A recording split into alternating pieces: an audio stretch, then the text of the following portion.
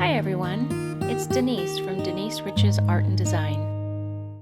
So here's a little backstory on me and my channel. In April of 2024, I bought a home and I moved from Southern California to South Carolina.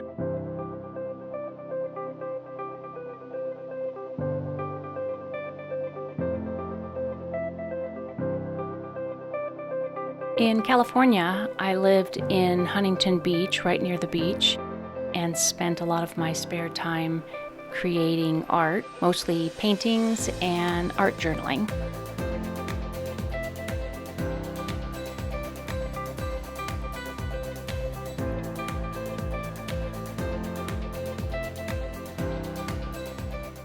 My focus changed after I moved into my new home.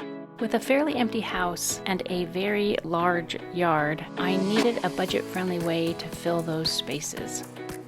And thrifting seemed to be the answer to that. So in August of 2024, I launched my YouTube channel, which features repurposing thrifted items and renovation projects around my property.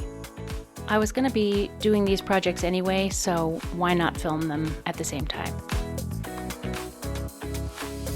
In the future, I plan to add furniture refinishing and some renovation projects around the house to my channel.